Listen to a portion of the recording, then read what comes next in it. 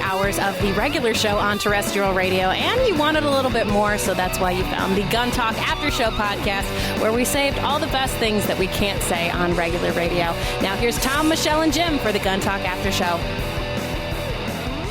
It's the After Show. We'll be gathered together to talk about the stuff that's leftovers. We like leftovers. They're always better than the original meal anyway, right, guys? Yeah, leftovers are awesome. Certain stuff, yeah. Meatloaf, for example. Chili, lasagna, spaghetti. Spaghetti, oh yeah. All those tomatoey based. Yeah, you probably ought to just cook them and then put them in the refrigerator and serve them the next day anyway. Right? I mean, they're better. Why do we do it this way? I don't know. They could be called holdovers instead of leftovers. That's right. Say, what are you making? Leftovers. They'll be done shortly, yeah. I'm ahead of it.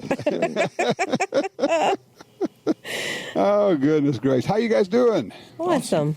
Good. Yep. Michelle, I had a guy walk up to me yesterday when I was in Denver doing that deal. He says, yeah, I love the 327. He loves the after show. He says, I think I've got 6 or 8 of them now. Oh, my gosh. Oh, awesome. Welcome to the nation. That's right. Lovely couple out of Kansas. His wife was the one who did the FASTER program. So, cool. Cool people. Yeah, very nice. Oh, that's cool. I tell you what, we got some folks on hold here, so let's not keep them any longer. On one, we got Kenneth out of Albuquerque, New Mexico. Kenneth, how can we help you?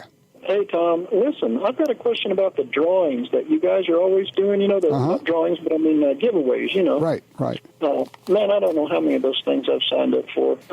My question is, after all these drawings and everything that you guys are always doing, I'm yet to hear the name of one single winner of any of them. Why? Well, and that's on me. Sometimes I remember to give out the name, and then most of the time I forget because I'm announcing the next one. But I appreciate the reminder, because what I need to do is make sure that the folks in our office let me know. And we don't give out the full name because we don't tell people the real name. We'll say John Jim from Fresno, California, or John J or something.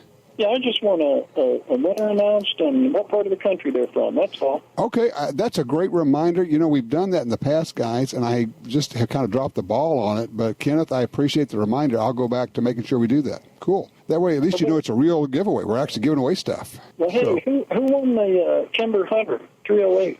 I don't know. I don't have that information here. The folks in the office do, but I will tell you what I'll do. I'll go back and have them pull like the last 3 or 4 months worth of giveaways, and we'll announce them on the air. Okay, I appreciate it. You bet. Thank you for the call. That's a great reminder. Guys, I used to do that, and then it just got out of the habit. I forgot. Well, see, all the time I thought this stuff just ended up in your safe. That's all. Yeah, right.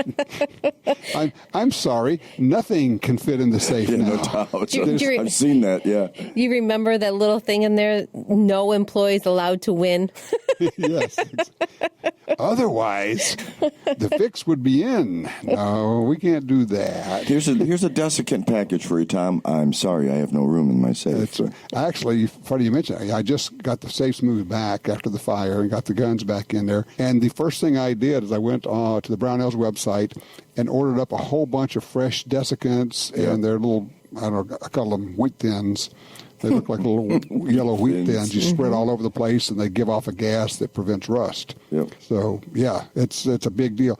And I got to remind myself, like once a month, to go in there, pull all those desiccant packs out, throw them in the oven. Right. Because, God. They rejuvenate, huh? Yeah.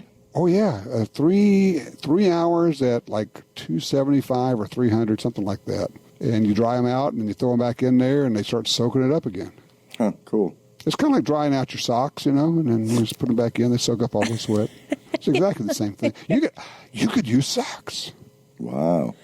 Ooh, I don't know. I have enough stuff drying out as it is right now. You don't want to open the safe with the smelly socks in there? Like out there hunting and be like, what's that smell? Be a great theft preventative, though. Oh, no, gross. It's a cover scent.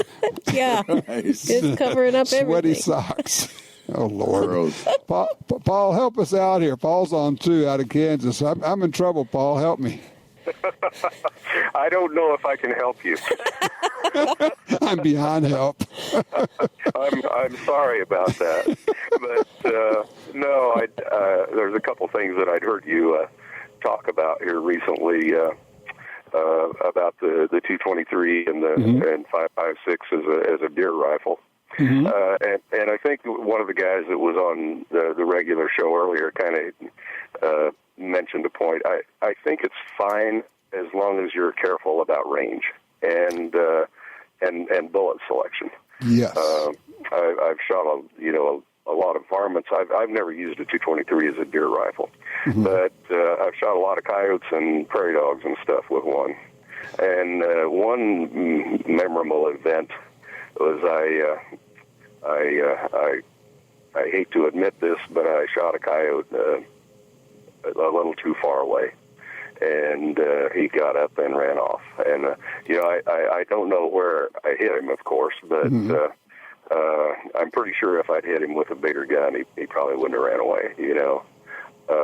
Well, so it's really just a matter of how much energy we're delivering, and with a 5.56, 223, you're starting out with kind of a lower level, and you get out past about 200 yards, and I would have to look it up, but I'm guessing you're under 1,000 foot-pounds at that point, and that's kind of the demarcation point for a lot of us. You need 1,000 foot-pounds. I'm not sure either, but I think it's fine, especially in areas where you don't shoot very far, and for younger shooters or somebody that's just starting out that probably wouldn't be comfortable shooting very far anyway. I think it's great. And as long as you're kind of careful as far as bullet selection, I think it's a great round. Another thing, that I just caught you a little bit of while I was on hold there. The guy when you're talking about first carry and that kind of thing.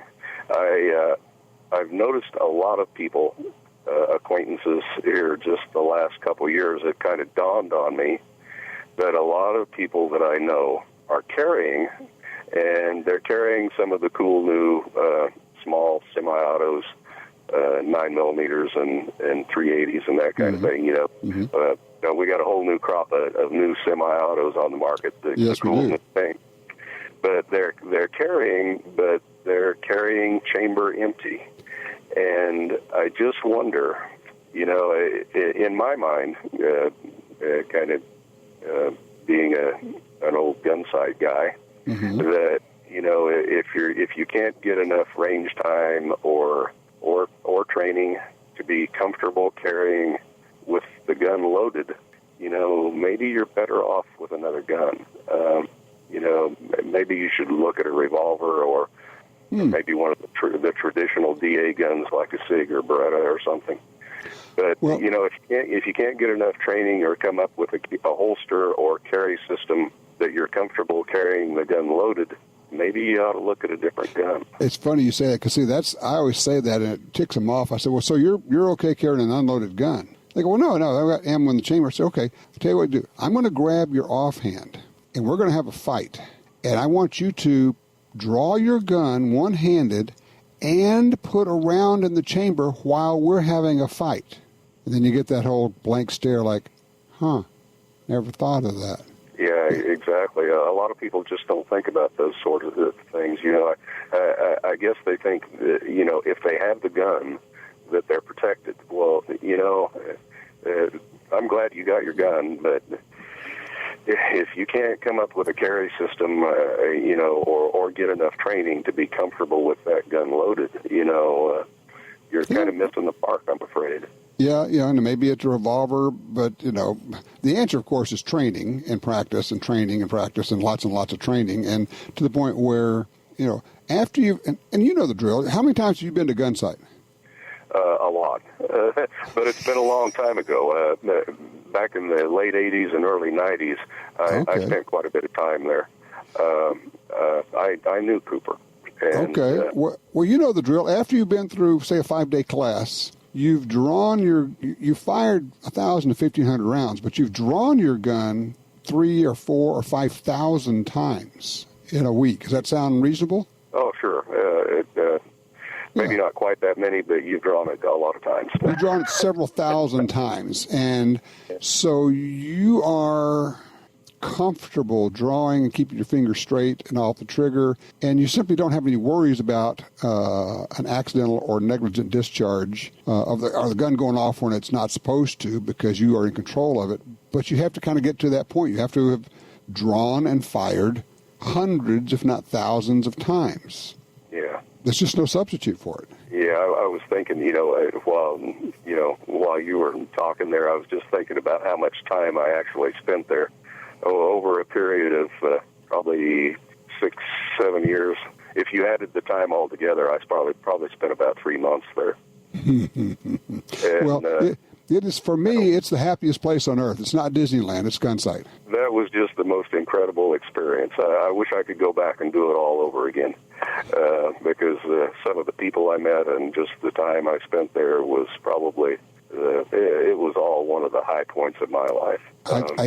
I honestly think for a lot of people, even if you go only one time, I hear people say that. They say, it changed my life.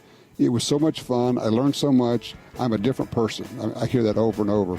I got to scoot out here, Paul. I appreciate the call. I think your thoughts are absolutely spot on both of those, 223 and on empty chamber. I think you're right there, man. Thank you so much. Hey, guys, let's take a quick break here because I've got some things I want to talk about. We actually have some more good news I need to spread with you coming out of my home state here, so we'll be right back.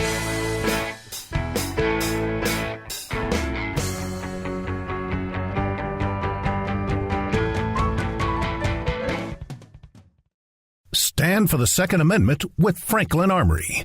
Their 3-position BFS Gen 3 trigger is one of the hottest products for your AR, HK, ACR, CZ, and B&T in curved and straight variations. In position 3, fire 1 round on pull and 1 round on release. Ideal for both tactical and competition use. Get a 10% discount on everything with the code word GUNTALK at franklinarmory.com. Attacks happen every day. How will you react? See real people put into real-life criminal attack situations on First Person Defender. Discover what works and what doesn't. Kidnapping, ATM robbery, home invasion, and other attacks. Learn how to save your life and the lives of your family. Get the entire first season on DVD at shopguntalk.com. Get prepared. shopguntalk.com.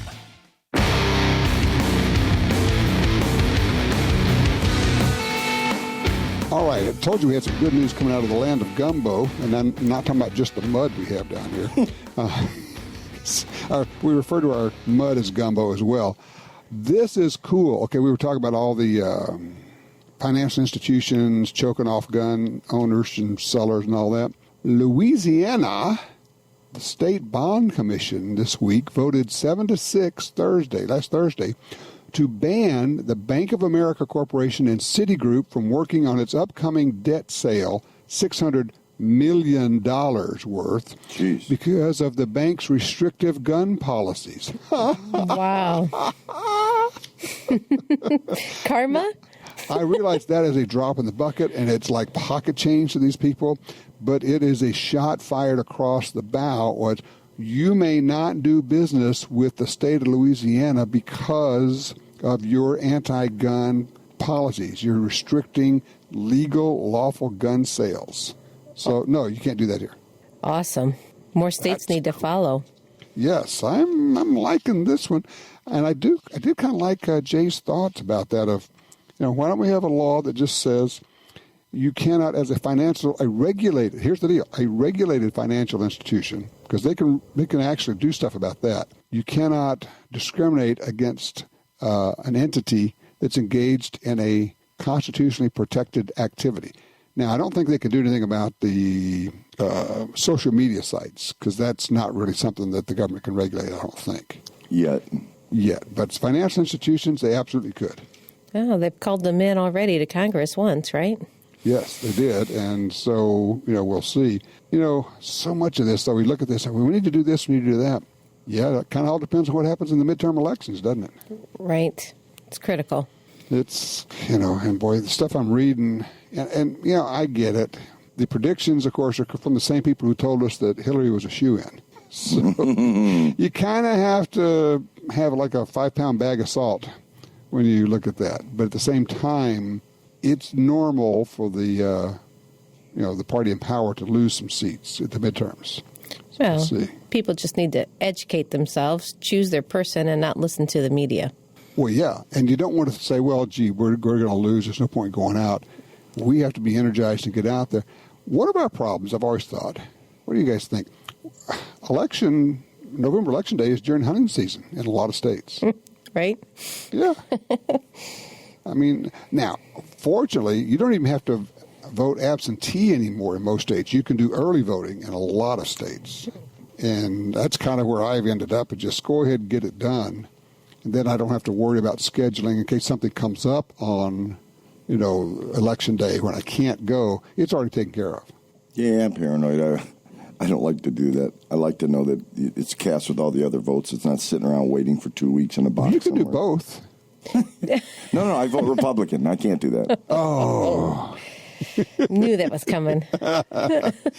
Nice. That was really well done. And I'm alive, so that rules out that, too. Oh, yeah, that's true. Can't vote under a dead man's name anymore nowadays. Geez, what's the world coming to? We may make it. If you were in Illinois, we can make an exception, though. I know a lot of people in Illinois are saying, no, it's not Illinois. It's just Chicago. And they're right.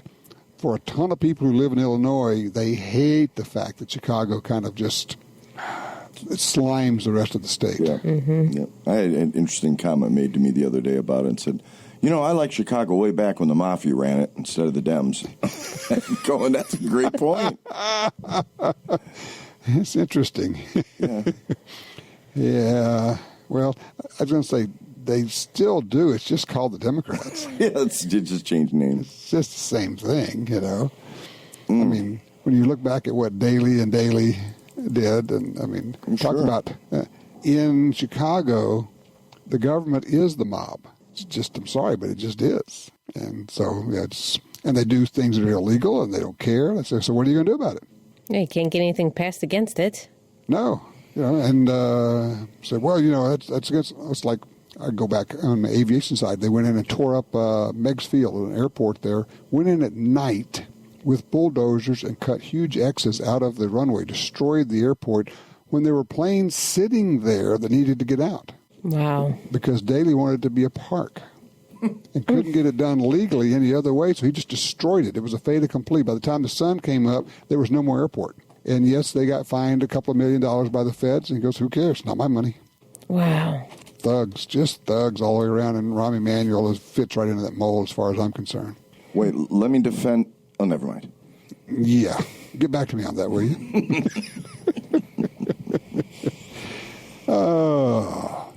When I was reading, I mentioned this book, Hell, I'm Still Here, by John Sunder, gun writer for 50 years. He was talking about Jack O'Connor, and a lot of the young people are not even going to know who I'm talking about. But he was a gun writer back in the late 40s, 50s, 60s, when essentially in the outdoor world, magazines, they were what were referred to as the big three: sports field, outdoor life, and field and stream. And he was a pretty big deal. He was one of the gun writers there, and he promoted the 270. But it got to me thinking about a lot of the cartridges that we use. And then we had Julie calls in, and she's getting a Marlin 4570 lever gun. This is a cartridge that's, 120 years old or something? Yeah. I mean... That was a great call. She was stoked. Oh, yeah. She got a new gun coming. She's excited. She says, yeah, I looked at the YouTube videos, people getting kicked. I'm going, I'm hoping you look at those because that thing kind of kicks. I bought it anyways. Bought it anyway. She's excited. I said, well, what about a recoil pad? She says, well, I got to go out and try it first, right? You got to go feel the burn. Okay. Because, I mean, well, what you have is you got a big cartridge shooting a big bullet, but it's a lightweight rifle. Mm-hmm. They're not very heavy. It's lever actions. Her guide gun, and I honestly cannot remember, Michelle, if that guide gun came with a recoil pad or not. I think they do now. I think they come with a nice recoil pad. I kind of hope so, because mine's like 35 years old. It's before guide guns. It was just the 1895. It is like somebody hitting you with the back end of an axe head when it goes off. Well, that's why it's critical for these things to be custom fit to you. I mean, that'll help. Can I strap like a pillow onto the back of it? Sure, just take your pillow with you to a gunsmith. I like this. Just tuck it in your shirt. Nobody notice. Just take Now, what we have done, for those who don't know, it's an old shooter's trick. is back when a lot of us did a lot of reloading, we'd have bags of shot laying around.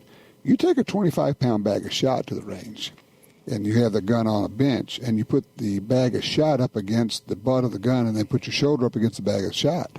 Mm-hmm. Now it's not a 7-pound rifle anymore. It's a 32-pound rifle, 7 plus 25. Mm-hmm. And it doesn't go anywhere. It doesn't hurt. If my luck, it would rip the bag. I'd get shot in my eye. You know, kind of luck I have. Do you have, like, weird accidents? I do. I have the most stupidest accidents happen to me. But now they have things like Caldwell makes that lead sled. Lead sled, Mm-hmm. That's a great device to use when shooting. It is. Mm-hmm. They really work. They're slow, but they really do take the kick out of it. But then again, so are we. I'm going to go kick him. Did you say? Move it along, Gresham. Come on, move it along. He's still stunned from that 4570 recoil.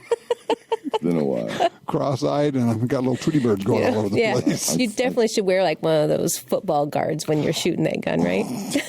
The worst one we did was, we did the kind of like Ohio does, the straight wall. But in Louisiana, they have a primitive weapon season. It's got to be straight wall, but also the rifle has to be single shot and have a hammer. So can't use the Marlin. So what do we get? One of the little bitty, like HR Thompson Center something. I can't remember what it was, but it's like a little bitty short thing, weighs like 1.2 ounces or something. And and when it goes off, it is like Joe Frazier hit you. It's like, what the heck was that? Like one of their little encores or contenders? It was like a contender in 4570. There's no weight to it at all. It's just going, whoa. Yeah. I'm not sure I'm really that mad at this deer. Whoa. Better make the shot count. Yeah. We're out at the range. Ryan shot a couple times. He looks over and says, you might want to shoot this. And I've been watching. I'm going, no. Yeah, no, I'm good. Go ahead, son. You got this. Oh, boy. But I was just thinking about old cartridges and, 270 and, we got the new cool stuff and it's all fun. But it's interesting. It just, some of the old stuff just keeps working absolutely as well as what we're shooting today. Mm-hmm. Well, look at the 1911. I do. Every day. Look at them. I mean, seriously, what's changed on the 1911 in the past 107 years? A few things. Better sights. They all come with a beaver tail. And that's about it. Right, something the basic gun works. But that's about it. Right. Yeah. Customized colors. Yeah. That's right. We've accessorized our 1911s. Mm-hmm. Didn't have to do anything else. All right. So you guys have both shot 45 1911s, right? Mm-hmm. Yep. Have you shot a 9mm 1911? No. I have the little SIG 938s. Oh, okay. 1911 style, I guess I should say. But if you get a chance, try to find and shoot a full-size 1911 and 9mm. Well, Kimber makes one too now. Right? Mm-hmm. Yeah, everybody's making them now. Yeah. I mean, everybody's got them now. It is just such a sweet shooting gun. It's when you shoot, you just go, oh, wow, that's... you really literally, on the first time you pull the trigger, you just go, ooh, nice. And yet, is it weird that I just think it's not appropriate for a 1911 to be in 9mm? There's something inherently wrong about this. Just something wrong there, because it's a 45. I don't think the recoil on the 1911 45s is horrible. I'd much rather shoot that than some of the standard 9s. And much rather shoot that than almost any of the 40s. Yeah. I agree. I think the 1911, particularly if you got a full-size 1911, 5-inch barrel, steel, with shooting 45s, I don't think it's bad at all. Mm-hmm. Well, high pressure, low pressure cartridges, right? That's the big deal. Yeah, that's why we like to take a gun that's easy to shoot like that and then rechamber it for something monstrous, that's really uncomfortable to shoot. And it costs a lot more to shoot because we can improve on everything, right? Well, that's the cool effect. It is certainly the cool effect. I'm going to put the car up on the rack and put everything new on it, right? Well, that's the premise, like Desert Eagles, right? Do you Sure. really need a 50 A&E? I'm sorry, I don't understand the question. Okay. Going on. You rest your case, right? There it is. I just made your point for you. Oh, they're fun. They're expensive, but they're fun. They are. They're huge fun. And I shot them a few times. We actually tried, we said, okay, can we shoot a Desert Eagle 50 one-handed? And the answer is yes. But follow-up is not a word in your vocabulary as far as follow-up shots. It's it comes, you just got to ride it. You just got to let it ride up above your head and come on back and come back down. Keep it from hitting the forehead. How do you measure the muzzle flip? With an altimeter? You whip your head to the side to get it out of the way as the gun comes back. It's an interesting move. You know, I've shot the Kunin 357, the semi-auto that's very similar to What do you think? It's not bad. You think it's going to be terrible, but the gun is so big. Yes. And the recoil, it's not bad. Is it similar to a 10, a heavy 10? Yeah. Probably in that close. ballpark. Yeah, I would think so. Because, a 10 has more recoil than a 45. Right. That's a given. And the frame's not as big as, these Kunins and Desert Eagles. Right. The Kunins, they're big. There's a lot of mass out there. And that really helps. No doubt. And, it's kind of part of the fun of the whole deal. Speaking of helping, paying our bills is one of the things we must do. Based on the music you hear rolling up there underneath you go us. Again. Okay. Always thinking business. It's just a nice way of saying, Tom, it's time for you now to stop talking. Cease the lips. Nice.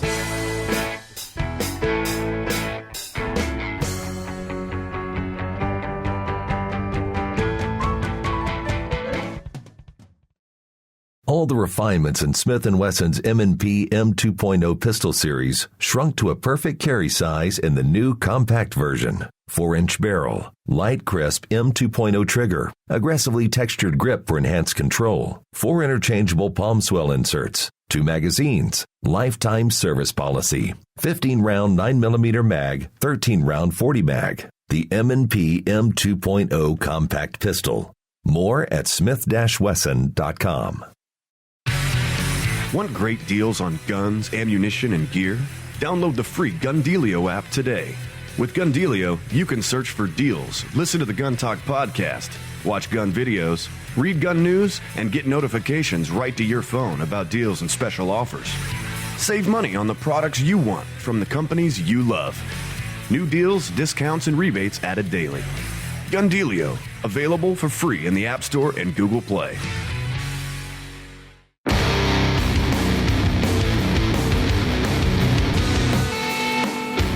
All right, back to part 3 of After Show, which means this is the last part, which comes after the other part of the After Show.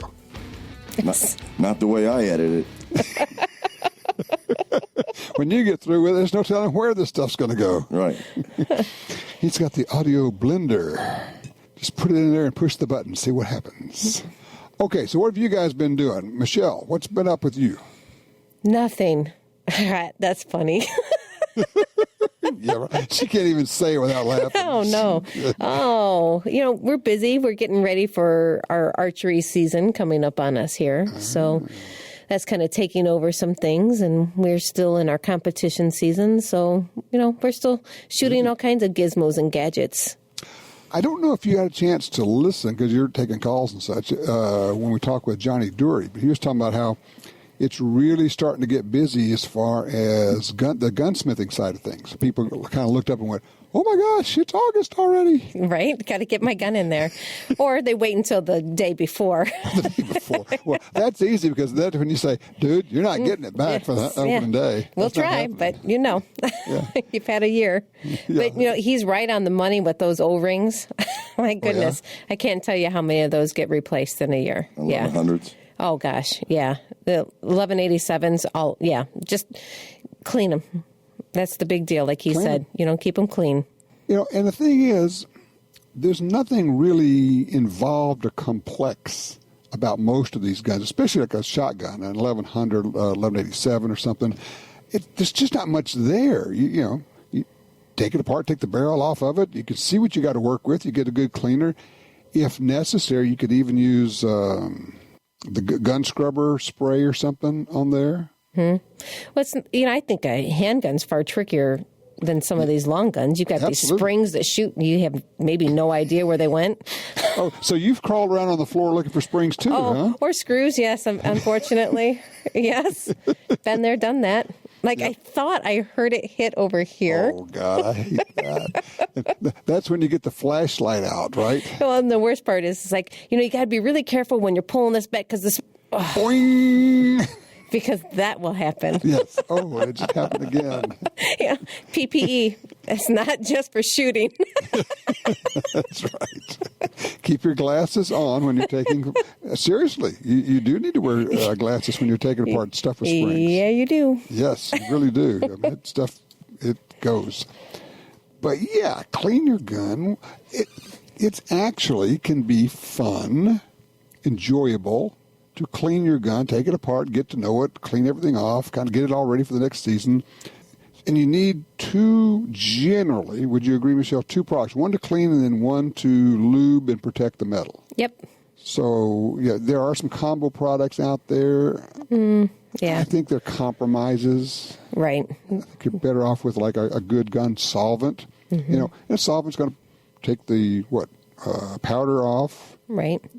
Carbon, the gunk, all that stuff, clean all that stuff off. And then once you've done that, depending on what it is, sometimes it actually removes a lot of the oil off and you got to reprotect your gun and lube it up again. Right. Well, I guess to me, put the gun away in working order. So these people with the varmint guns, they get a lot of copper buildup.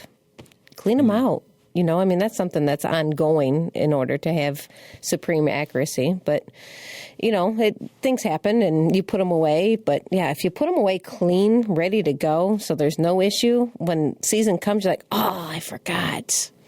We have self-cleaning ovens. Why do we not have self-cleaning guns? We do. They're called gunsmiths, right? I just take it to the store and I pick it up. It's all done. Well, and you know what? And anybody can do that. Right. Seriously, if you say, okay, I don't have time or I don't feel comfortable or competent to do this, they get guns in to clean every day. It doesn't make you look like a goofball that you brought your gun in to have somebody clean it for you. No, people bring things to get, to the store in boxes or Ziploc bags. Some guns are complicated and they take them apart and they're like, oh, YouTube video gone wrong. It happens. Okay, that's what we're going to do. We're going to do a whole series of disassembly and reassembly videos, and we're going to leave out parts. Great. We don't go actually fire the gun, so you can put it back together. It's just not going to work. I've got the spring left over. That's probably okay. not necessary. You know what? They put spares in the gun for you, just for that reason. Right. Oh, my. When have you ever fixed anything, and when you were done, you had all, no extra parts? Never happens. I had a friend that told me he took apart his watch, put it back together, and it ran great, but he had like 3 or 4 parts that he didn't go back in. I don't know if I believe that or not. So, I don't know. It could be true.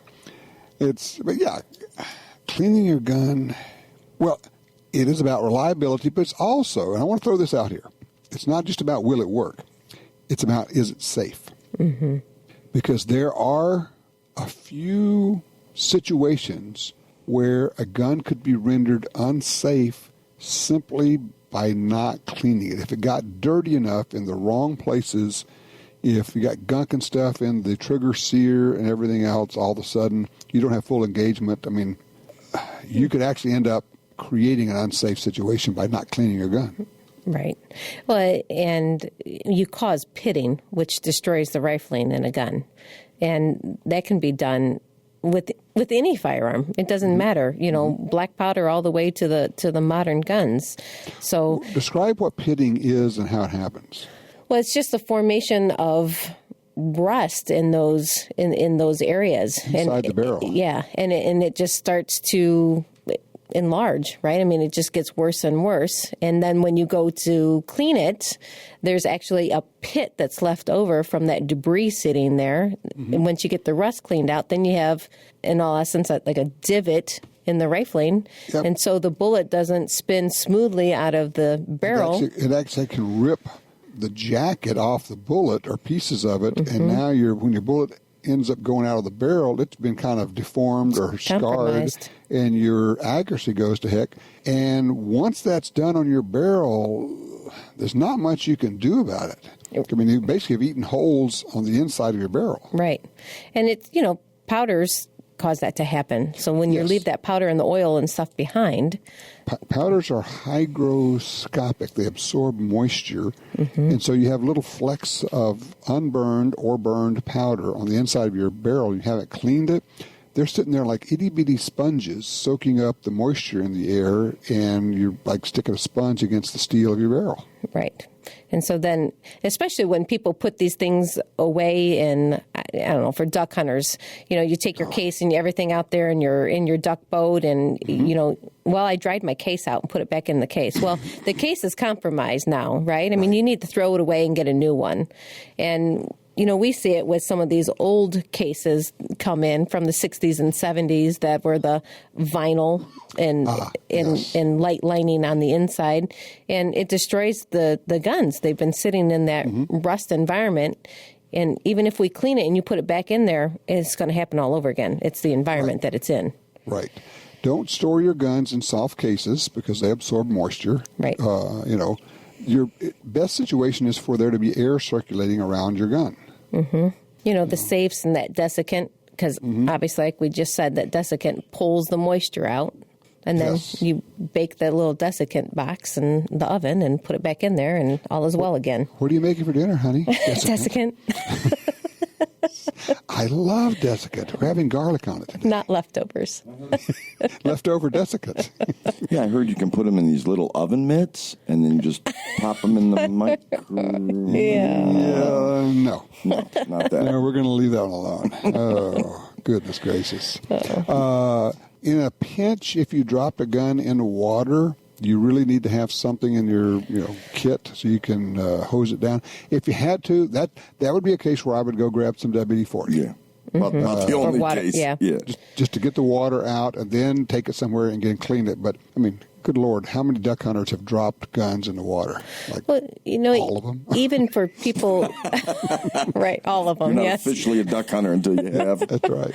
But people who endure fires, the same thing, get oil on it. And at that point in time, even if it's motor oil, get some oil on the gun. On it. Get it as, I don't know, least likely to rust, and get it somewhere as quickly as you can to be cleaned. Well, something I learned the hard way is that the smoke from a fire is highly caustic, and it's corrosive, and all of the light fixtures in our house that had smoke on them were gone. The doorknobs, even though the room is not burned, there's nothing there, just from having smoke on it. A week later, they're all starting to pit and rust just from the smoke.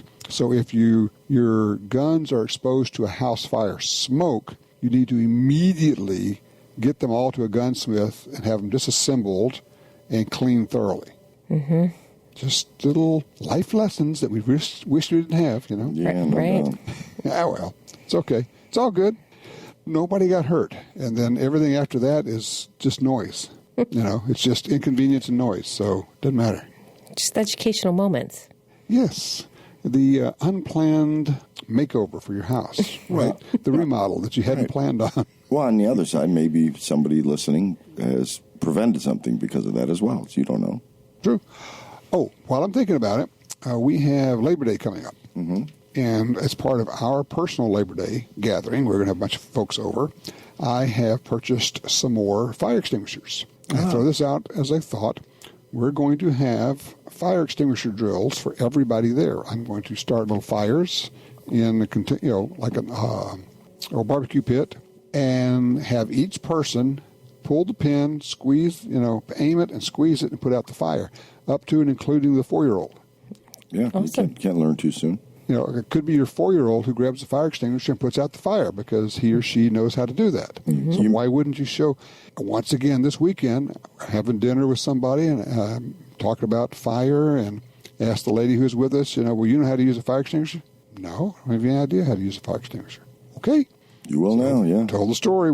Here we go. So, that's just kind of a little pass along, a thing you can do that would be a fun, interesting activity for everybody. Sure. And once you've done it once, you will always, for the rest of your life, remember how to do it. Right. There's nothing to it.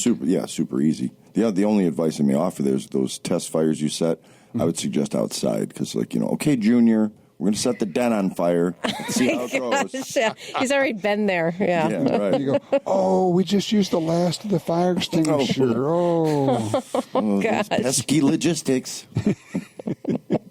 Good thought. I like that. You're always thinking of stuff, Jim. Yeah, I know.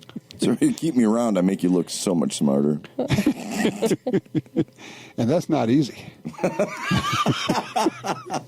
It's a backhanded flattery, I think. Thank you. Thanks. That's right. Oh, boy. Okay, so now it's a race, Michelle. We have somebody who has 6 to 8, 327, so I think you may be behind. Yeah, I'm thinking I'm behind. Okay. There's your challenge for the week. I need to check my GoFundMe page. You can report back next week. That's right. Check your GoFundMe page. Oh, my. Would you please help Michelle buy another 327? It goes so well with her 327 sash. Right? You have to find used ones now, because I have the new ones. Ooh. Yeah. And When did that first come out? 15 years ago, that round? Probably. Yeah, about that. Mm-hmm. So you got the LCR. Yep. You got GP100. Mm-hmm. Oh, but there's a single action Ruger Bisley. Mm-hmm. Okay, Bisley, yeah. Lipsy's has some exclusives. Lipsy's has some. Yep. So there's still some out there for you. She's got the SKU memorized. Yeah. I think I got them on speed dial. Yeah. It's all good. You call, they go, Michelle, is that you again? Right? Like, stop it. We will call you. It's bad when her web browser favorite is actually to a purchase page. Right to the shopping cart. Yeah, exactly. Just all right, well, you guys have a fabulous week. Yes, sir. I'm going to...